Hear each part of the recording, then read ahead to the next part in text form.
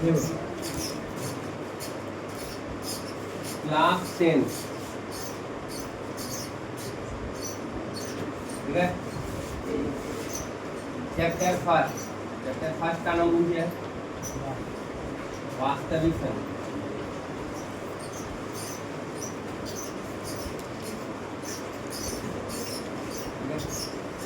लेकिन वास्तविक संख्या पढ़ने से पहले हम स्टार्ट करेंगे प्राकृतिक संख्या, ठीक है, क्योंकि संख्या पद्धति के अंतर्गत संख्या पद्धति चैप्टर पर क्या पढ़ेंगे? संख्या पद्धति, नंबर सिस्टम।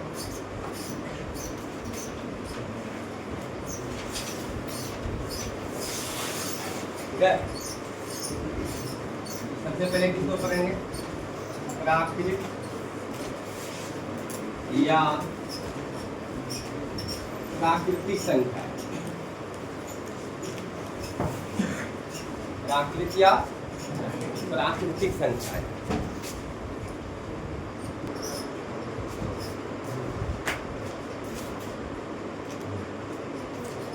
आइए देखिए, प्राकृतिक संख्या इंग्लिश में क्या बोलते हैं इसको?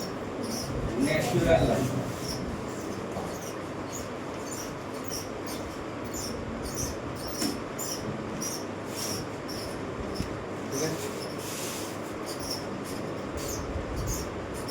गिनती, जो गिनती होता है, ठीक है, उसके संख्या को ही क्या बोलते हैं?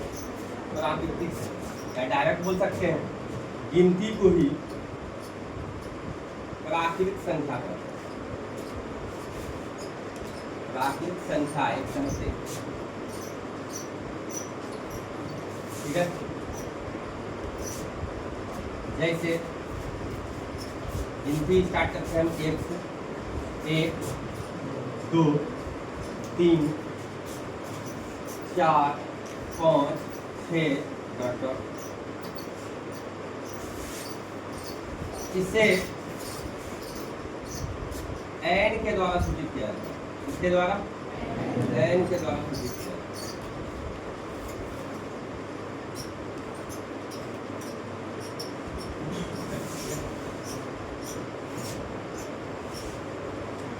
इसमें ऑब्जेक्टिव क्वेश्चन पूछ सकता है सबसे छोटी प्राकृतिक संख्या कौन सा है?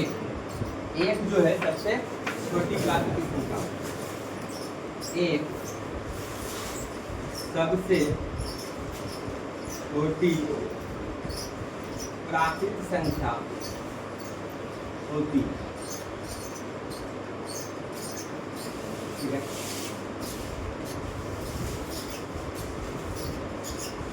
अब आते हैं पूर्ण संख्या। अच्छा, प्राकृतिक संख्या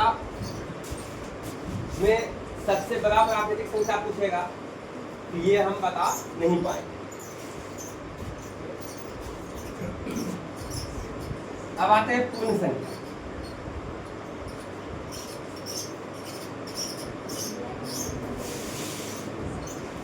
प्राकृतिक संख्या के बाद पूर्ण संख्या, इंग्लिश में इसको बोलते हैं होल नंबर।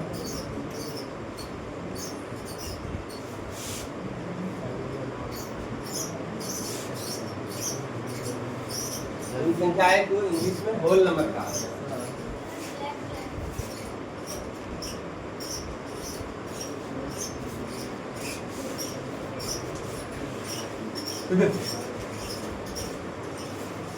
हम क्या करते हैं? थैला लेते हैं। अगर एक थैला लिए, ये पोटली है, ठीक है, इसमें अगर 1 2 3 4 5 6 इस तरह का संख्या है, ठीक, तो इस पोटली का नाम पड़ जाएगा प्राकृतिक संख्या। लेकिन इसी पोटली में हम 0 को शामिल कर देंगे तो अब ये पोटली प्राकृतिक संख्या का नहीं रहेगा, ये पूर्ण संख्या का कहा जाएगा। ये किसका पोटली कहा जाएगा? पूर्ण संख्या। यानी 0 को शामिल करने पे ये अब पोटली प्राकृतिक संख्या का नहीं रहा, बल्कि अब किसका कोटरी बन गया, वो पूर्ण संख्या का। ये जीरो डाल दें। एक चीज हम देखे कि इस कोटरी में पहले जो 1 2 3 4 5 6 7 ये सब जो था ये प्राकृतिक संख्या था, ठीक है। अभी भी है ये प्राकृतिक संख्या, लेकिन ये कोटरी प्राकृतिक संख्या का नहीं हुआ, बल्कि कुछ हो गया पूर्ण संख्या का, ठीक है। क्योंकि जीरो शामिल करने के बाद ये पहले जो प्राकृतिक संख्या का कोटरी था, इसमें जीरो जैसे शामिल किया, ये पूर्ण संख्या का कोटरी बन गया, ठीक है। अब ये जीरो जो है यहाँ पे ओनली पूर्ण संख्या हो गया यहाँ, और एक जो है 2 3 4 5 6 ये सब प्राकृतिक भी हो गया और पूर्ण भी हो गया। 2 जो है अब पूर्ण भी कराएगा और प्राकृतिक, 3 जो है पूर्ण भी कराएगा और प्राकृतिक, ठीक। इसका कहने का मतलब ये हो गया कि जितना भी प्राकृतिक संख्या है सब पूर्ण संख्या होगा, ठीक है। लेकिन सभी पूर्ण संख्या प्राकृतिक हो भी सकता है, नहीं भी हो सकता, ठीक है। यानी जीरो जो है सिर्फ पूर्ण संख्या है, प्राकृतिक संख्या नहीं हो सकता है। लेकिन 1 2 3 4 5 6 ये प्राकृतिक संख्या भी है और पूर्ण संख्या भी है। तो चलिए देखते हैं इसका परिभाषा। प्राकृत संख्याओं में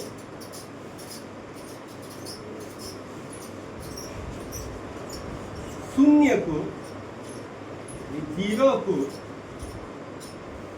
शामिल करने पर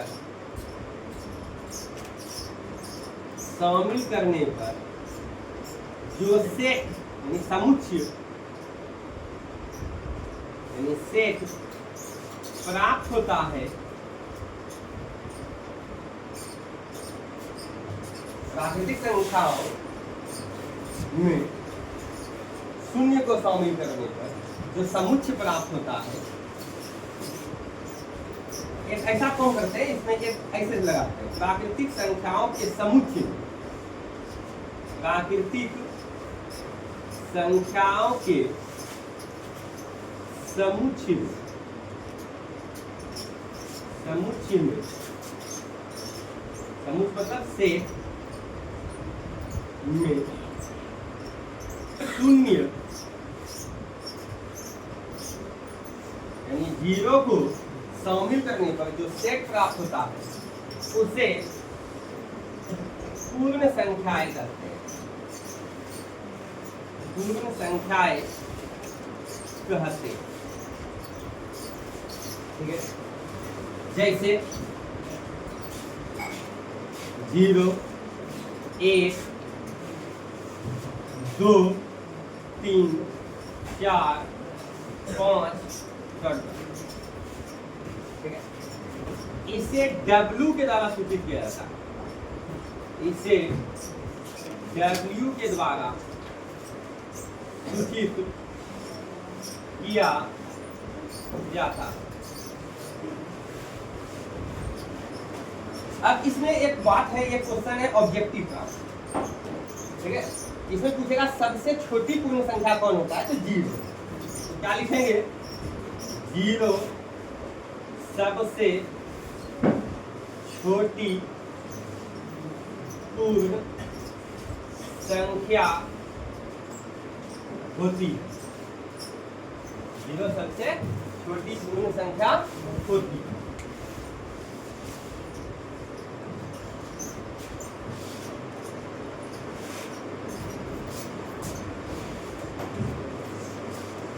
एक और पॉइंट बनता है इसमें, अभी अभी हम देखे एक पोटली बनाए थे, उसमें प्राकृतिक संख्या था 1 2 3 4 5 6 यानी गिनती की संख्या जो था, उसमें अगर हम 0 डाल दिए तो वो पूर्ण संख्या का पोटली बन गया। तो पूर्ण संख्या का पोटली बनने के बाद हम एक चीज देखे कि एक पहले प्राकृतिक भी था और अब पूर्ण भी हो गया। यानी कहने का मतलब ये हो गया कि सभी प्राकृतिक संख्या पूर्ण संख्या होती है, लेकिन सभी पूर्ण संख्या प्राकृतिक संख्या नहीं होती। तो ये वाला बात लिखते हैं, सभी प्राकृतिक संख्याएं पूर्ण संख्याएं होती है, लेकिन सभी पूर्ण संख्याएं प्राकृत संख्याएं नहीं होती।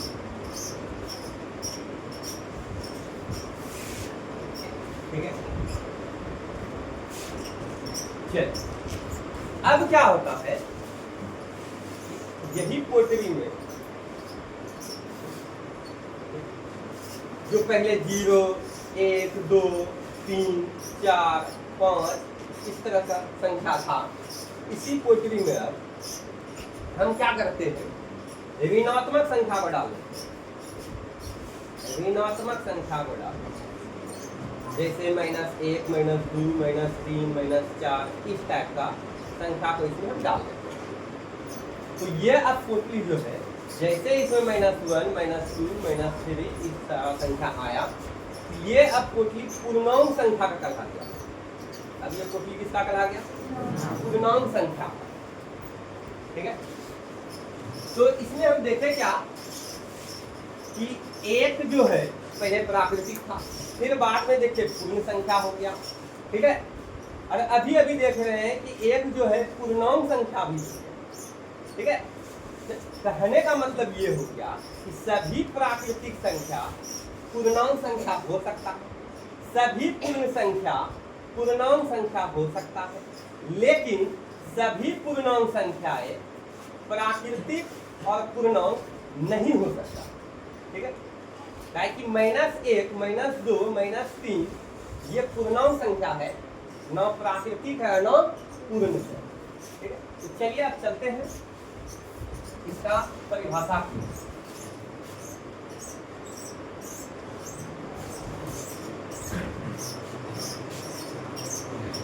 तीसरा, पूर्णांक संख्या इंटीजर नंबर, सिर्फ इंटीजर भी बोल देंगे तो चलेगा। इंटीजर नंबर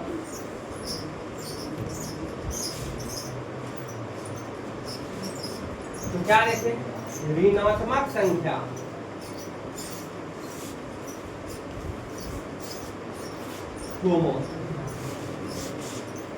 शून्य और धनात्मक संख्याओं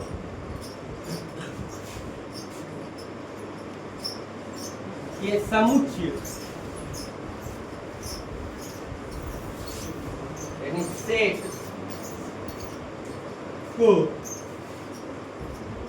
पूर्णांक संख्याएं करते हैं।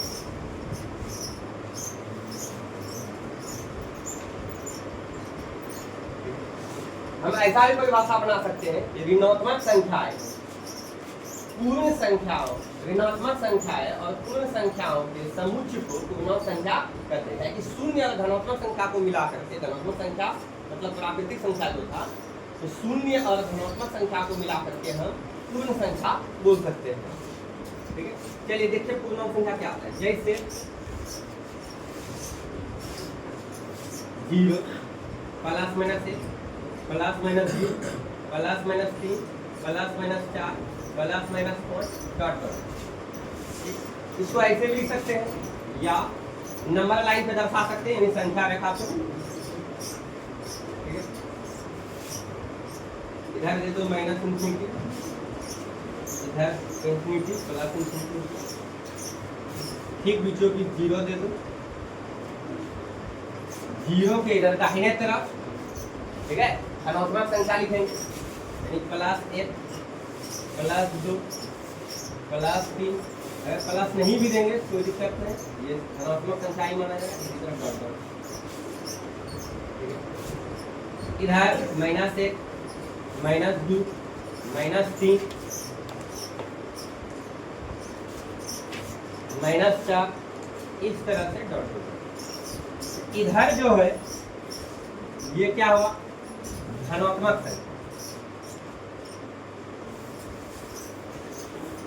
ये क्या हुआ, इधर से यहाँ से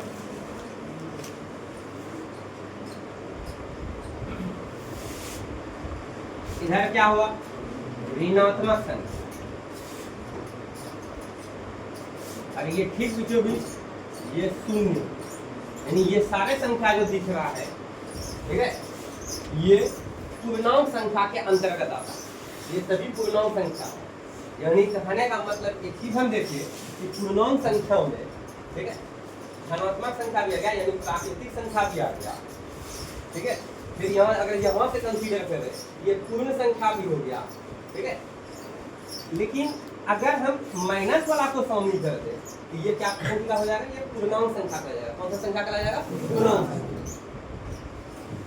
चलिए आगे देखिए, इसे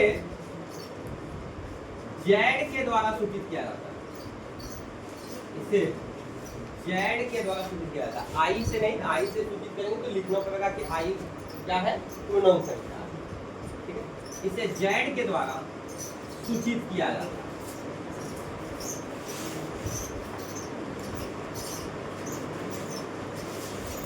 अब जेड कहां से लिया गया है, तो 9th क्लास के बुक में लिखा हुआ है, जेड जर्मन शब्द जेहेलिन से लिया गया, जेहेलिन से लिया गया, जिसका अर्थ है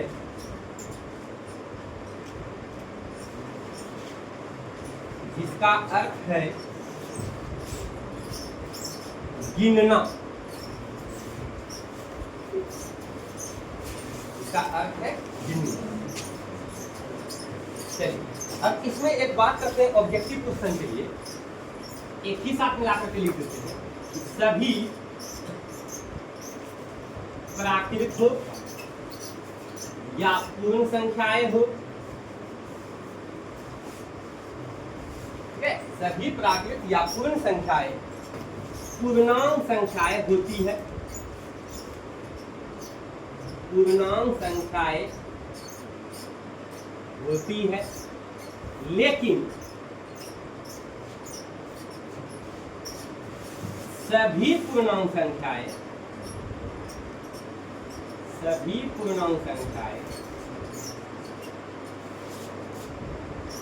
न तो प्राकृत और न ही पूर्ण संख्याएं होती हैं।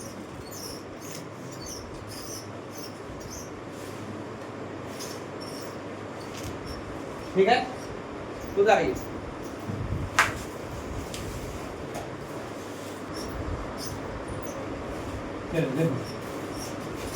संख्या पद्धति के अंतर्गत अभी क्या क्या देखे हैं, प्राकृतिक संख्या देखे,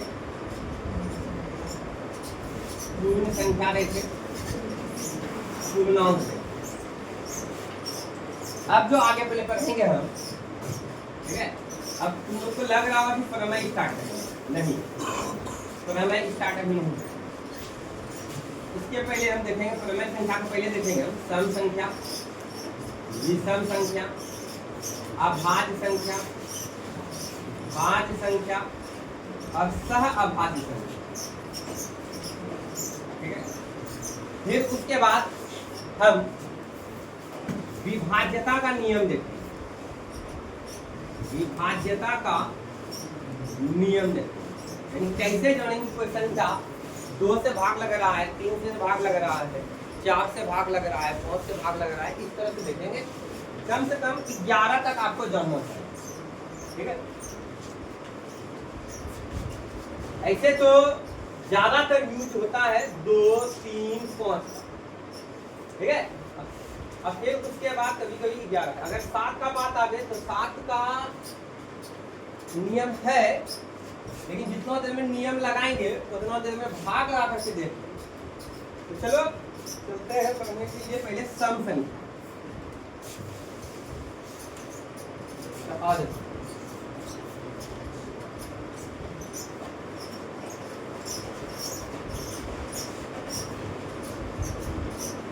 सम संख्या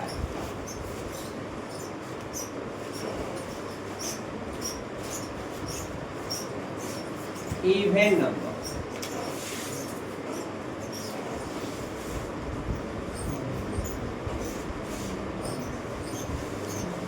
ठीक है। इसका परिभाषा होता है वैसी संख्याएं जो दो से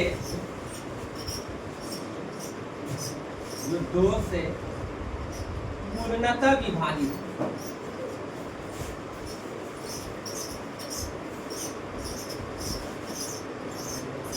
दो से पूरा भाग लग जाए, ऐसी संख्या जो दो से पूर्णतः विभाजित हो, सम संख्याएं कहलाती हैं।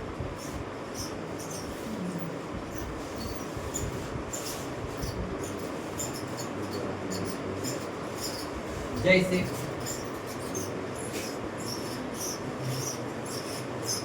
2, 4, 6, 8, 10, 12, ऐसा नहीं है। और कोई संख्या ले सकते हैं, जैसे 100, 158, ठीक है। आदि संख्या यहाँ पे दे सकते हो, आदि, ठीक है।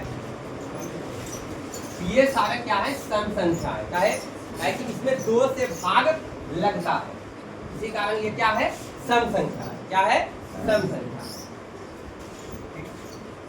अब देखो बात में यहाँ रहा तो ठीक से हम कैसे जानेंगे कोई संख्या 2 से भाग लग रहा है। भाग लगा करके देखना होगा या तो आपके पास सेम। तो अभी हम बोले हैं कि विभाज्यता का नियम पर आएंगे, तो अभी बस इतना सा जानो कि जो 2 से भाग लगे, जो संख्या 2 से भाग लगे, वो कौन सा संख्या होता है, सम संख्या होता है। ठीक है। अब आते हैं विषम संख्या।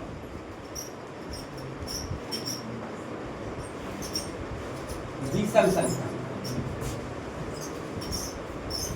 विषम संख्या ओड नंबर,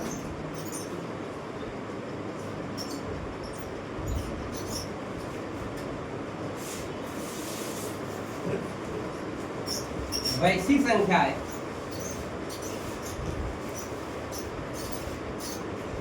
जो 2 से पूर्णतः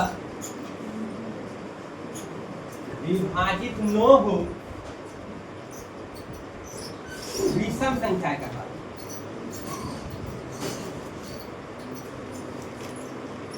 विषम संख्याएं कहलाती है। जो संख्या 2 से पूर्णतः विभाजित न हो उसे क्या कहते हैं, विषम संख्या। जैसे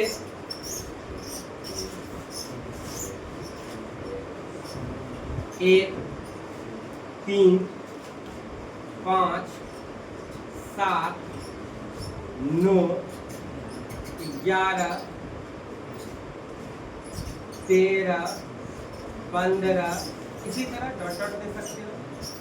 ऐसा नहीं है कि एक बगल से लिख सकते हो। और सब कोई संख्या जैसे 101 2 से भागने लगेगा, विषम संख्या है। ठीक है। 1001, ठीक है,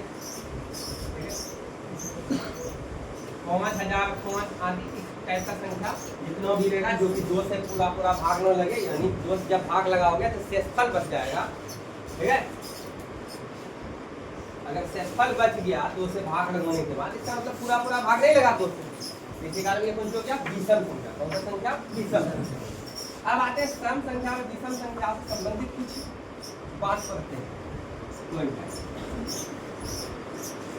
अगर सम संख्या को सम संख्या के साथ जोड़ देंगे, अगर 2 सम संख्या को जोड़ते हैं तो हमको क्या मिलेगा, सम संख्या मिलेगा। अगर सम संख्या को जोड़ते हैं सम संख्या के साथ में क्या मिलेगा, सम। दूसरा, अगर सम को विषम संख्या के साथ जोड़ते हैं तो क्या मिलेगा, विषम संख्या।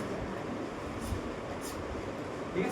देख भी सकते हैं, सम संख्या में जैसे 2 ले लिए, विषम संख्या में जैसे 3 ले लिए, तो 2 जो 3 कितना हुआ, 5। 5 क्या है, विषम संख्या। ठीक है। याद करने की कोई जरूरत नहीं है, ऐसे भी समझ सकते। अब विषम को विषम के साथ जोड़ेंगे तो क्या मिलेगा हमको, सम संख्या मिलेगी। विषम संख्या को विषम संख्या के साथ अगर जोड़ेंगे तो क्या मिलेगा हमको? सम संख्या मिलेगा। ठीक है, अब आते हैं, अगर तुम्हारा मन में कह रहा है तो विषम संख्या जो सम संख्या, तो यही चीज हुआ, विषम संख्या जो सम संख्या बोलो या सम संख्या जो विषम संख्या बोलो, बात क्या है? बराबर है। अब आते हैं इधर,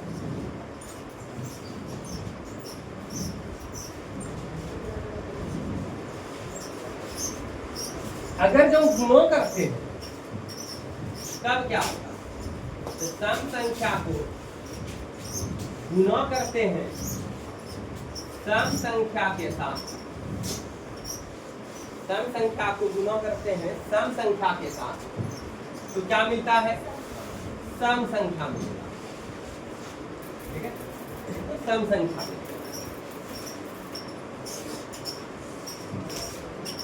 अगर हम सम संख्या को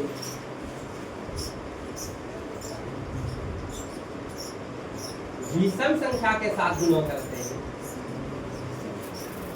विषम संख्या के साथ गुणा करते हैं, तो फिर भी सम संख्या मिलेगा। आप देख सकते हो इसे। ठीक है, सम संख्या में जैसे ले लेते हैं 2, सम संख्या में जैसे ले लेते हैं 2, विषम संख्या में जैसे ले लेते हैं 3, तो 2 गुना 3 कितना हो गया? 6। 6 क्या है? सम संख्या, क्योंकि 2 से भाग लग रहा है। ठीक है, और ऐसे भी बोल सकते हैं कि 6 का जब हम गुणनखंड करेंगे उसमें 2 है, आगे बताएंगे, अभी उसके बारे में बात करेंगे। तीसरा, विषम संख्या को विषम संख्या के साथ गुणा करेंगे तो हमको विषम संख्या ही मिलेगी। आप ऐसे भी देख सकते हो, विषम संख्या में जैसे लेते हैं 3, दूसरा विषम संख्या ले लेते हैं 5, तो 3 गुना 5 कितना हो गया? 15। 15 भी क्या है? विषम। अब आते हैं कि सम संख्या को कैसे सूचित करेंगे, विषम संख्या कैसे सूचित करेंगे, यानी इसका रूप देखते हैं। सम संख्या का रूप कैसा हो सकता है, यानी कैसा, किस रूप में हम लिख सकते हैं? तो सम संख्या का रूप, सम संख्याओं का रूप देखिए, अगर कहीं भी तुमको 2n या 2m, ये n और m अगर जो हम ये लिखे हुए या क्यों दे दे, ठीक है, 2n बोल दे, 2m बोल दे, 2q बोल दे, n की जगह m q कुछ भी बोल दे, अगर जो हो ये बता दिया जा रहा है कि n जो है प्राकृतिक संख्या है, n क्या है? प्राकृतिक है। ये छोटा वाला n जो है ये प्राकृतिक संख्या है, ये बिलोंग्स टू है, ये 11 को आप जा करके समझोगे। ठीक है, इसका कहने का मतलब ये हुआ कि n जो है प्राकृतिक संख्या से संबंध रखता है। ठीक है, n जो है प्राकृतिक संख्या है, अर्थात n जहां n प्राकृतिक संख्या है, प्राकृतिक संख्याएं हैं, यहाँ n प्राकृतिक संख्याएं हैं। ठीक है, तो देखिए सम संख्याओं का रूप कैसा होता है? 2n के रूप का होता है, 2n के रूप का होता है। यानी कोई भी सम संख्या ले लो, वो 2 गुणों समथिंग है, यानी उसमें 2 गुणों में मौजूद रहेगा ही रहेगा। ठीक है, सम संख्याओं का रूप 2n होता है, जहां n क्या है? प्राकृतिक संख्या। अच्छा, एक बात है क्या, अगर सर 2n के जगह हम 4n ले ले तो भी एक ही बात है। 4n अगर हम लेते हैं तो यहाँ देखिए, इसको जब हम गुणनखंडित करेंगे 4 को, तो 2 गुणों n होगा। ये 2n भी तो कोई संख्या है, देखिए आगे में 2 आया।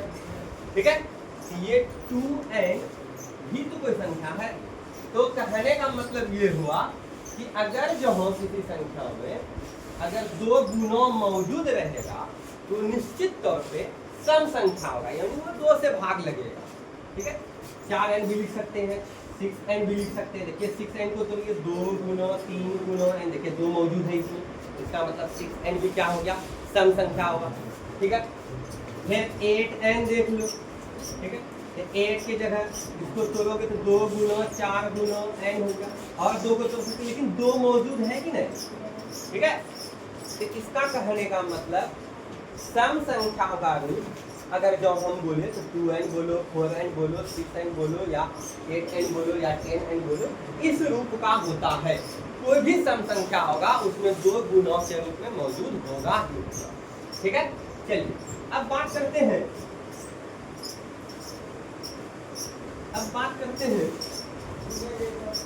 विषम संख्या का रूप। विषम संख्याओं का रूप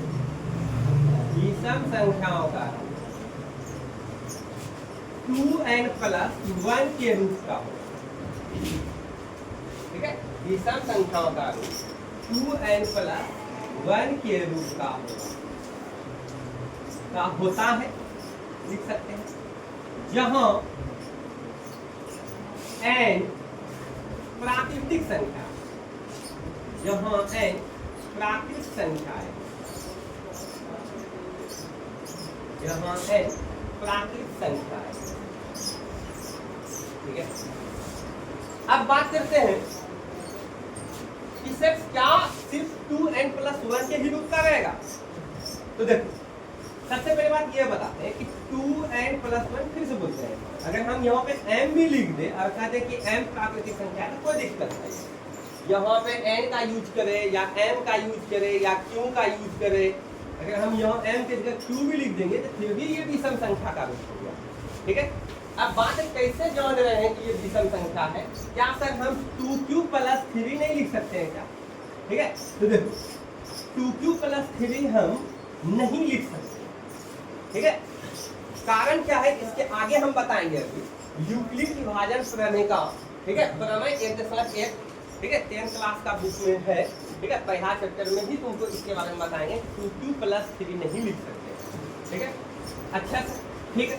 4q अगर सम संख्या है, ठीक है, इसमें अगर हम 1 जोड़ देते हैं, विषम संख्या जोड़ देते हैं। देखो एक चीज गौर करो पहले कि 4q क्या है, सम संख्या। अभी तुम देखिए कि 4q बोलो, 4n बोलो, 4m बोलो, अगर यहाँ 4q बोल रहे हैं, ठीक है, इसमें तो 2 मौजूद है ही, यानी ये सम संख्या होगा। अगर सम संख्या में कोई विषम संख्या को जोड़ देते हैं, अभी क्या देखिए सम संख्या में कोई विषम संख्या को जोड़ देते हैं तो हमको क्या मिलता है, विषम संख्या मिलता है। सम संख्या में अगर हम विषम संख्या को जोड़ देते हैं क्या मिलता है, हमको विषम संख्या मिलता है। ये सम संख्या हुआ, ये विषम संख्या हुआ। अगर हम सम संख्या और विषम संख्या को जोड़ देते हैं तो ये हमको क्या मिल जाता है, विषम संख्या मिल जाता है। तो 4q प्लस 1 हुआ। अब फिर उसके बाद 4q प्लस 3, ये 4q क्या है, सम संख्या है, ये 3 क्या है, विषम संख्या है। अगर दोनों को जोड़ देंगे तो क्या मिल जाएगा, विषम संख्या। तब तुम्हारा मन में ये आएगा कि 4q प्लस 5 भी लिख सकते हैं, नहीं, ऐसा अभी नहीं लिख सकते। इसके पीछे रीजन है 4q प्लस 5 क्यों नहीं लिख सकते। अब यहाँ तुम बोलोगे कि 2q प्लस 1 लिखे, लेकिन 2q प्लस 3 यहाँ बोल रहे हैं कि नहीं लिखना चाहिए। फिर यहाँ देखिए 4q प्लस 1 लिखे, यहाँ तो 4q प्लस 3 लिख दिए। ये बात क्या है, तो कुछ देर रुक जाओ, ठीक है। उसके बाद इसके बारे में हम समझाते हैं कि इसका पीछे रीजन क्या है, ठीक है। अभी आप इतना सा तत्काल जानिए कि सम संख्या का रूप 2n या 4n या 6n या 8n, इसके बारे में हम समझाए अभी तुमको, ठीक है। इस रूप का जो होगा हम समझ जाएंगे सम संख्या है। अगर सम संख्या में कोई विषम संख्या जुड़ा हुआ है तो वो क्या हो जाता है, विषम संख्या होता है। अभी हम आपको समझाए इस बात से। तो चलिए इसको इतना साफ सुथरा, उसके बाद हम देखते हैं।